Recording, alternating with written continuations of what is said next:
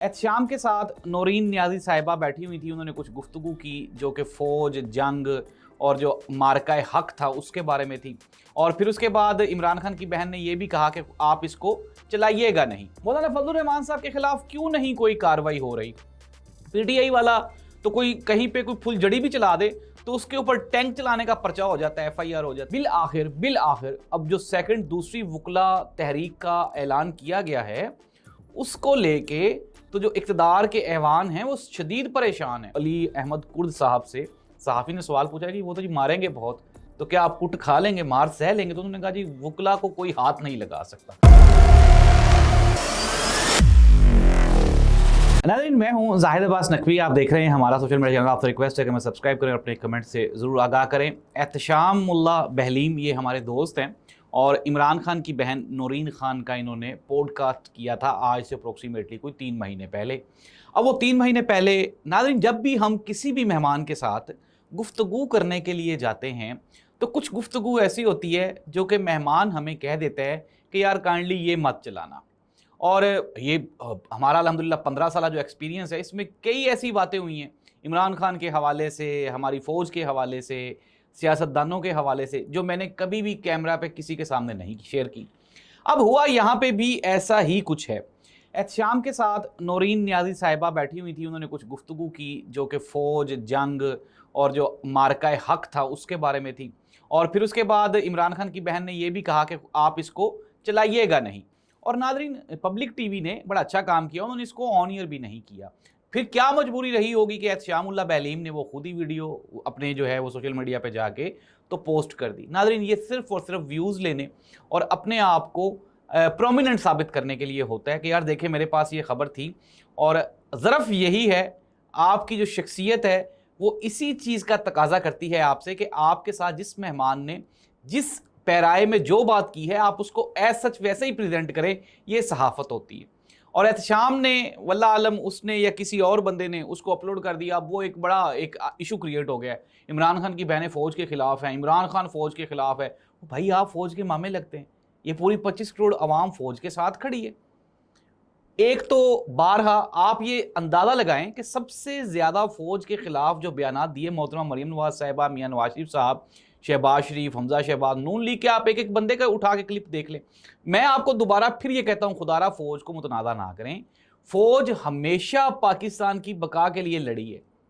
ये जो इस्टेब्लिशमेंट होती है ये चंद एक लोग होते हैं ताकतवर जो फ़ौज में होते हैं, अदलिया में होते हैं, सियासतदानों में होते हैं, इवन कि हमारे मौलवियों में होते हैं, हमारे मजहबी भी इस्टेब्लिशमेंट होती है। मौलाना फजलुर रहमान साहब के खिलाफ क्यों नहीं कोई कार्रवाई हो रही? पीटीआई वाला तो कोई कहीं पे कोई फुलझड़ी भी चला दे तो उसके ऊपर टैंक चलाने का पर्चा हो जाता है, एफआईआर हो जाती है। मौलाना फजलुर रहमान साहब ने एक मरतबा दोबारा फिर कह दिया, उन्होंने कहा जी कि केपीके में वज़ीर आला ने कहा कि हम ये जो कंट्रोल है ये हम खुद कर लेंगे अपनी पुलिस के थ्रू, तो आप अपनी फ़ौज वापस क्यों नहीं बुला रहे? आप फ़ौज वापस बुला लें। और मौलाना साहब, जनाब मौलाना साहब फजलुर रहमान साहब, परवेज़ मुशर्रफ के दौर में मुतहद्दा मजलिसे अमल नामी आपने एक तंजीम बनाई जिसका मकसद सिर्फ और सिर्फ परवेज़ मुशर्रफ साहब को शेल्टर देना था।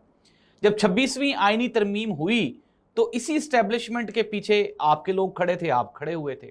इमरान खान की जब हुकूमत ख़त्म हुई तो मिलिट्री इस्टेब्लिशमेंट के साथ, जनरल बाजवा के साथ मिलके, पीएमएलएन के साथ मिलके, पाकिस्तान पीपल्स पार्टी के साथ मिलके, तो किसने सारी साजिश रचाई? आपने रचाई मौलाना साहब। मकसद क्या है, मसला क्या है कि मौलाना साहब को जिस हलवे का वादा किया गया था वो मिल नहीं रहा। मौलाना साहब को कहा गया जी कि हम आपको सदर पाकिस्तान लगा देंगे। वो तो बेचारे अपने वो जो केपीके की एक आध नशिस्त थी उससे भी हाथ धो बैठे और मौलाना साहब को इलेक्शन भी नहीं जीतना नसीब हुआ।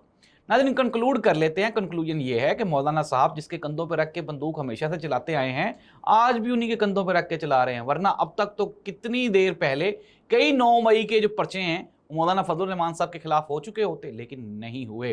नाज़रीन, अब कंक्लूजन कर लेते हैं, हालात आहिस्ता आहिस्ता इस्टेब्लिशमेंट के जो कंट्रोल है उससे बाहर होते जा रहे हैं। बिल आखिर अब जो सेकंड दूसरी वकला तहरीक का ऐलान किया गया है उसको लेके तो जो इक़्तिदार के ऐवान हैं वो शदीद परेशान हैं।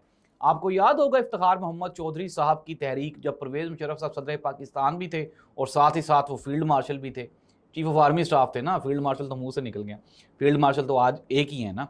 तो वो चीफ ऑफ आर्मी स्टाफ भी थे, वर्दी वाले सदर भी थे, लेकिन इसके बावजूद इफ्तिखार मोहम्मद चौधरी और वकला ने ईंट से ईंट बजा दी।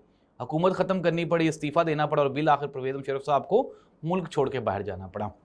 जो हुकूमती जो सहाफ़ी हैं उनको एक मरासला आया है हुकूमत की जानिब से कि आप इन वकला तहरीक को इतना को वो इनके अगेंस्ट कोई कंस्पेरेसी क्रिएट कर दें कि अवाम इनके ऊपर एतमाद ही ना करे। लेकिन नाज़रीन, मसला फिर वही है कि ये जो वकला तहरीक उठेगी तो क्या, जिस तरह वो अली अहमद कुर्द साहब से सहाफ़ी ने सवाल पूछा कि वो तो जी मारेंगे बहुत, तो क्या आप कुट खा लेंगे, मार सह लेंगे? तो उन्होंने कहा जी वकला को कोई हाथ नहीं लगा सकता। लेकिन अगर गोली चल गई, जिस तरह इस्लामाबाद में चली थी, कश्मीर में चल गई और मॉडल टाउन में चल गई थी, अगर इस तरह गोली चल गई तो क्या आप वकला खड़े रह सकेंगे? नाज़रीन, हर बंदे को आजकल पाकिस्तान में आपी आपी पड़ी हुई है, यानी कि अपनी अपनी पड़ी हुई है। हर बंदा कहता है आपा धापी सॉरी पड़ी हुई है। तो हर बंदा कहता है यार मेरा क्या बनेगा, मेरे बच्चों का क्या बनेगा, मेरे कारोबार का क्या बनेगा। अगर तो इस आपा धापी से निकल गए वकला फिर तो तहरीक कामयाब है, अदरवाइज़ ये तहरीक कामयाब नहीं हो सकती। और मौजूदा सूरत हाल में मैं आपको ये कह चुका हूँ, अनटिल अनलेस, जब तक अवाम खुद ब खुद नहीं निकलती, कोई इनकलाब नहीं आएगा। लेट्स मुल्क कौम का हामी नासिर हो। अल्लाह हाफ़िज़।